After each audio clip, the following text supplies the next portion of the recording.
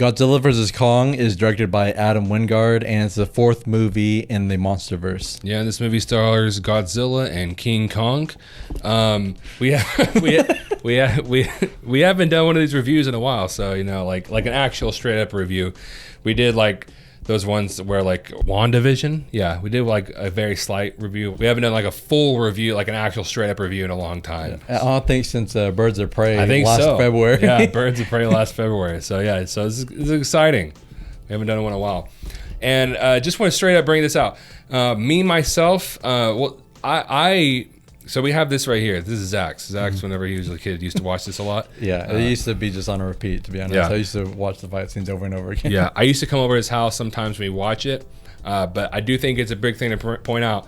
Zach is a much more larger fan of Godzilla and of this movie, pretty much this movie in general, but Godzilla than I am. I am a fan, but I don't have like a massive love for it, a massive appreciation for it. Yeah, and like I didn't really like learn a lot of the lore when I was a kid. I just watched the movies for the fights, just because I like dinosaurs, I like giant monsters and all that. So I was a huge fan of that as a kid. And if you watched my trailer reaction for this movie, I was really excited for this movie. Yeah, but overall, before this movie, all the movies, except for Kong, I didn't like Kong vs. Skull Island.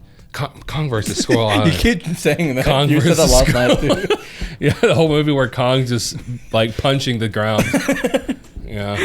Fighting Skull Island. Kong Skull Island. I wasn't a huge fan of that movie, but this. Most people don't agree with this. I actually like the first Godzilla. I didn't mind the fact that it was. I didn't mind a lot of the stuff that people didn't like in that one. I liked it, but I really loved Godzilla King of the Monsters. Yeah, that's honestly my favorite. Well, one of my favorites. Favorite Godzilla movies of all time. In all honesty, it's honestly one of my favorite giant monster movies just in general. Because even though I did like the first Godzilla, I do agree it was too much people. But there was an aspect that I found interesting. The reason why I did find it interesting is because you're being entered into this new monster universe. Yeah, it's almost like an origin movie. Yeah, it's almost like an origin movie. You're being introduced into this, and the reason why I like the way they started off like that is because I'm really big, and some people aren't when it comes to these monster movies. I'm really big on human characters. I need to care about them in some way or another. They need to have some kind of trait, some kind of likable personality, or I just need to be introduced to them, and I need to care about these characters, right? So when being introduced into this Monsterverse, it was cool being able to see all these people for a while. And I kind of being able to fully get a grasp of what it's like to live in that world. But I do feel like Godzilla King of the Monsters was just like the perfect mix of how to do humans and monsters in the same movie. Yeah, it is a perfect mixture of both, in my opinion. Yeah, exactly. Because the characters were interesting. We got to spend a decent amount of time with them to care about them. So, because I haven't even said this. The reason why I have to care about characters in these kind of movies is because I have to have a fear. I have to be scared about what's going to happen. If I just see a whole bunch of monsters fighting and I don't care about any characters that could potentially die, I don't really have a full reason to be interested in the concept, be intrigued and keep watching. That's my main thing. I just need some kind of character to care about. And now going into the actual movie Godzilla vs. Kong, the movie that just came out. I really don't want to be overly negative in this review because at the end of the day, it is just two giant monsters fighting each other. And that's what a lot of people just came to see. But at the same time, I was very disappointed with this movie. Yeah, and honestly, to me, and this is an older review. This is an older movie, so a lot of people have already seen it by now. So it's been out for like a week and a half. Yeah, so you would already have your opinion built up on it. But from when I first saw it, I was like, even if you did come in here just to watch two monsters fighting each other, even at that point, it really wasn't that fun to watch. Yeah, especially because a lot of this movie was humans, a lot more than Godzilla King of the Monsters, in my opinion. I haven't done the math. I haven't counted how much each had, but I felt like this one had a lot more humans and a lot less monsters fighting. Yeah, and not just that, but the humans were just not interesting. I didn't really, and it was weird because what was her name? The girl from Stranger Things. I can't remember. Her name. Millie Bobby Brown. Yeah, Millie Bobby Brown. Her character was in Godzilla King of the Monsters, but I still didn't care about her because this movie, this movie focused on them, and to me, their characters almost felt like Rose and Finn in Star Wars: The Last Jedi. Right. Whenever like they're a huge portion of the movie, but I never feel like they're doing anything. Yeah, and I didn't care about their quest like at all. Yeah, exactly. Yeah, I didn't care about their quest, and whenever it was all over, it's like, well, you didn't really do a lot. Right. I mean, do we want to go into spoilers a little bit here because it is old, but Yeah. the only thing they really did was they poured a drink on something to kind of stumble Mechagodzilla a little bit. You know? Right. That was like the only thing they did of actual work that I can really think of. And in Godzilla King of the Monsters, you had these characters, but they were actually interesting, and they actually had a purpose there. Right. They were actually the driving force of the whole movie. You had the monsters, sure, fighting, but the humans were the reasons for the movie happening. Yeah, and I feel, and the thing I don't understand with people's complaints about human characters is when it's done right, I feel like it really adds a lot to the monster fights. Yeah. Like in King of the Monsters, you have this sociopath in Vera Farmiga's character who thinks she's creating a better world by what she's doing, but she's awakening all these evil monsters, especially King Ghidorah. And you have Godzilla, who's on the side of the humans. So you have these two separate teams who are on each other's sides. Well, kind of. King Ghidorah and Vera Farmiga weren't really on the same side, but Yeah. so whenever the monsters fought, it felt really epic because Godzilla was fighting with the humans for the sake of humanity, pretty much. Yeah, yeah, exactly. And then the movie, the reason why I really like the movie, and it's kind of irrelevant, I just want to bring it up, the reason why I like this movie is the idea that they actually killed off Vera Farmiga's character. Like, she kind of understood what she was doing is wrong, you know, and they killed her off because they realized you can't really completely, because she was the reason a lot of people died in that movie. Right. You can't absolve her of that. Exactly. But you can make her, in a slight sense, redeemable. Yeah. You know, have a redeeming moment. Maybe not redeemable, that redeeming moment, you know, that she had in the movie. And so, and so like you're saying, like all that builds up to being able to have everything else be more interesting, more intriguing, especially since you're able to care about these characters. In this movie, I didn't care about almost anybody. They were trying to make it fun, and I understand that. They had that thing with Millie Bobby Brown. She was with her friend, and then they're following that conspiracy theorist around, right? But like I said, I felt like they're trying to do something with that cool, and I felt like it could have been cool because it's like a guy like seeing everything, realizing everything, right? You know, but because of them, this movie also has a lot of logical flaws, and like the idea that they're able to get into this place so easily. You know, and just like walk around everywhere so easily, like in these government buildings, you know, like that obviously they would have closed off. Obviously, they wouldn't be that easy to get into, but they were able to get into it. And their story took a pretty huge portion of the whole movie. And then you have the other group of people. I don't know. Kong's team. Yeah, I don't know. Pretty much what we can get to call them. I don't know any other names, but those people, they're also a huge chunk of the movie. And there's this weird part where they like go into like this underground world, like a hollow earth or something like that. Yeah. And that was a very long portion of the movie, and that also really wasn't that interesting either. Yeah. I do feel like they're setting up things in the future, but it took a whole portion of this movie, and like you said, I'm not gonna say it wasn't interesting at all, but it wasn't as interesting as the amount of time it took in this movie. And as for the actual villain of the movie, the guy which spoilers if you haven't seen it yet, the movie, the guy who actually creates Mechagodzilla, he had zero character. Like, there's like literally nothing to him. He was literally just there to create Mechagodzilla. Yeah. And I mean, I know a lot of people won't care about that because they just want to see the fights, but I feel like they could have at least made him interesting. Like, we keep bringing up King of the Monsters, but Vera Farmiga's character, she actually had a reason for what she was doing, for wanting to awaken the Titans. There was an understandable reason why she was doing the things she was doing. This guy was just in there just to create a monster fight at the end of the movie. Yeah. And I do want to bring up something that's kind of been bothering me a little bit about movies here recently. Well, for a while, but a lot here recently. Is just that Mexican characters, whenever they're in a movie, it seems like they're either going to be evil just to be evil, or they're going to be killed off. Yeah. It just really quickly. It doesn't really seem like Hollywood really cares to give Mexican characters really that much to do in movies, and it really shows in this movie. And even just the last movie we saw before this, Nobody, with Bob Odenkirk, the only Mexican characters in that were just in the movie to be evil. Yeah. And I don't want to sound too woke or anything, but we're half Mexican, so it just really hasn't really sat well with me here recently. And then especially with like big blockbuster movies like the Avengers movies, there's like 0 characters in those except for Luis in the Ant-Man movies, but he doesn't get to be a superhero or anything. Yeah. And in Endgame, he was conveniently left out whenever they brought in all these other characters that had been in the other movies. Which is horrible because he's one of my least favorite things about the MCU. Yeah. It's something. Yeah, he's a fan favorite, so it's just very weird that he was conveniently left out of the biggest movie of all time. Yeah, and I'm hoping Oscar Isaac's gonna be in it, but he's also playing, a pretty mentally insane character. Right. So I mean, I'm hoping it does get better with all this. And then there's Torres and Falcon the Winter Soldier, which I do hate that they've kind of forgotten about him in the show, but I do know in the comics he does become the next Falcon after Sam becomes Captain America. So hopefully they do something with him in the future. Yeah.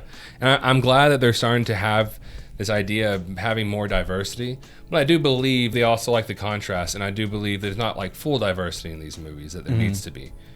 So like it would be nice, it would be cool to have more Hispanic characters that are actually good guys that actually live throughout the whole movie. Yeah. That are actually one of the main characters in the movie, And weirdly enough, one of the ones who did it best was Star Wars. Oh, even though this movie's got trashed, this sequel trilogy, right? Even though they got trashed later on, he did have Oscar Isaac at least, exactly. So I mean, unfortunately, I wish those movies were better, just so I could say, oh look, a good movie with Hispanic good guy, but like, no, not good movies.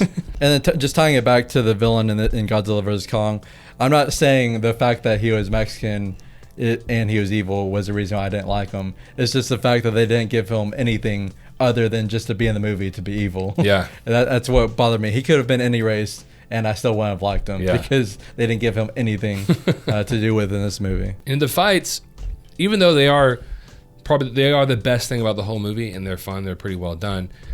I'll say what's always irritated about me about these movies, especially this one, right? A lot of people make fun of the first Godzilla or Godzilla King of the Monsters, how Godzilla's fighting all these monsters and buildings are being broken down and people are getting killed, but Godzilla walks away just fine, like, and everybody says he's the hero, right? Yeah. In those movies, it's a funny point to bring up, but at the same time, it's not like he's just wrecking to wreck, right? He's actually fighting these villains that, like, it's not like Godzilla can hey guys, can y'all come over here real fast? He's fighting them where he has to fight them, And in this movie, Godzilla is not a bad guy, right? King Kong is not a bad guy. Godzilla's just, they're trying to pretty much say he's trying to save people from Mechagodzilla. But they're killing so many people doing this. The whole fight scene with Godzilla and King Kong fighting each other.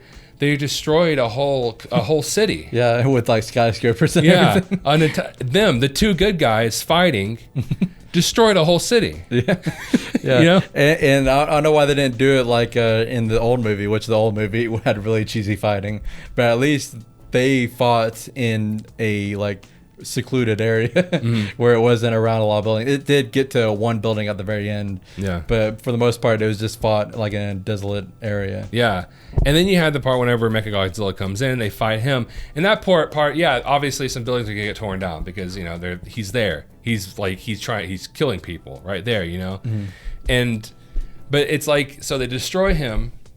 And then everybody's like, oh, thank you, Godzilla and King Kong, you saved us. I'm like, no, they didn't. They killed probably like thousands, maybe millions of people right there. And the fight, they were fighting each other in. Yeah, and not only that, but even before that, which I know this is all very nitpicky, but in the first 2/3 of the movie, when you thought Godzilla was just killing people for no reason, and you didn't know why he was doing the things he was doing, like... It turns out that he was doing it to stop the humans from creating Mechagodzilla, but at the same time, he was still destroying a whole bunch of stuff. Yeah, and then whenever he goes through the ships because he sees King Kong, he cuts a whole ship in half. With people on it. He kills a whole bunch of people on these ships because King Kong's on one of them. And it's like at that point, it like you said, it is slightly nitpicky, but at the same time, it's like, at what world would we consider those heroes? Yeah. You know, like at what world would we not try to figure out, okay, how can we destroy these guys? Yeah, especially whenever they even made a point in this universe in Godzilla King of the Monsters.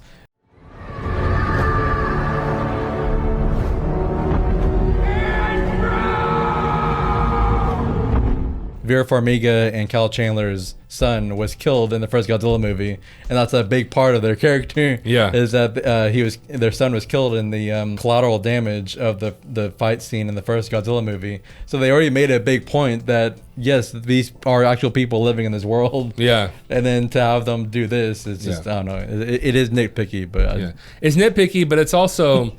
It's also a little bit more than nitpicky, you know, because it is something that's very obvious, you know. And I think this one, the complaint about them being able to walk away and seeing as heroes, is a lot more ridiculous than the first two Godzilla movies. Because like I said, in those two Godzilla movies, he's actually fighting villains that he can't really pick the spot, you know. Right. In this movie, there were two good guys, and they could definitely pick the spot, right? You know, like, you know. So and it's just a little irritating, and that's it.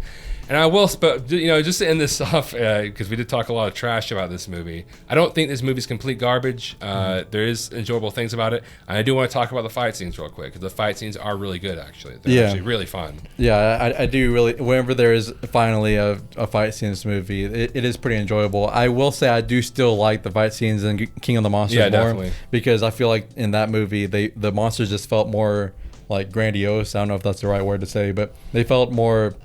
I don't know. It was just shot more beautifully, in my opinion, the fight scenes. But I still really did enjoy the fight scenes in this movie. Yeah, but to me, it really wasn't enough to just save the movie. Yeah, you know, because this is Godzilla. This is Godzilla versus Kong. You know, the whole movie, most of the movie needs to be them fighting each other. At least maybe like 75, maybe 70% of this movie. You know.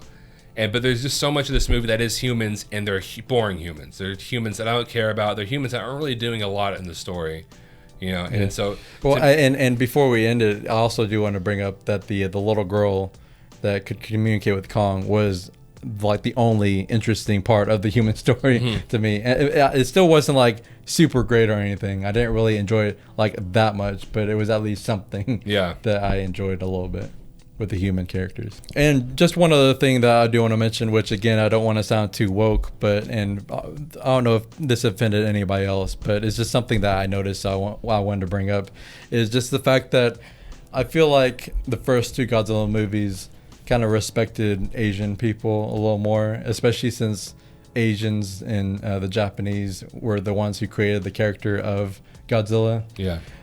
With Serizawa's character, I feel like they were respecting Godzilla a lot more. They even had that scene in King of the Monsters where he goes in and he has that moment with Godzilla and he resurrects him. But in this movie, the only Asian character was with the villain who created Mechagodzilla, and he was literally just there to be evil. Yeah. I don't even remember that many lines he had in the movie. Yeah. And it's just weird that they chose to go that route. Yeah, and then the only other Asian characters other than him was in the city that Godzilla and King Kong destroyed. Exactly. And especially since there's that character, Dr. Chin, who is in King of the Monsters, who was with Kyle Chandler's team. I don't know where she was in this movie. Yeah. I mean, she was one of the good guys in that movie. And just in general, Kyle Chandler's character had very little to do in this movie at all. It's like they didn't know what they wanted to do with him, so they just threw him in this movie and be like, oh, he was in Godzilla, remember him? Yeah, maybe they're like, well, he was also in the King Kong movie from 2005, was it? So like, they had to have him in this movie. Yeah, somehow. we'll have Kyle Chandler being two King Kong movies. You know? Right. So, overall, guys, I don't necessarily think this movie was trash. I don't think it was garbage. I just think that it could have been a lot better, and it definitely, to me, wasn't a good movie. But overall, I can understand why someone would like it. There are certain parts about it that are fun. If you're interested in the certain human aspects and the certain visuals in this movie, the visuals are pretty good. And some of the human aspects, I can understand why some people would find it fun. But overall, I just found this movie to be a huge letdown and just fall flat almost completely. Yeah, it's one of those movies where I want to say if you just turn off your brain, you'll enjoy it. But I don't even know if you'd be able to do that, because if you do that, there's still a lot of human story that they shoved into this movie that just isn't very enjoyable. The fight scenes, though, are pretty good. The CGI is amazing, and that's one of the biggest props I can give this movie. We are going to say that Godzilla versus Kong is 45% awesome. Well, guys, don't forget to like, share, and subscribe. Also, comment and let us know what you thought about Godzilla versus Kong. If you want to, you can rank all the monster universes. So, monster universes? all the monster universes, you can rank them all. Rank all the movies in the monster universe, all the way from Godzilla till now. And don't forget, we have social media. We have a Facebook, Instagram, and Twitter, all at 2 Awesome Men. And as always, thank you so much for watching, and you will see us later.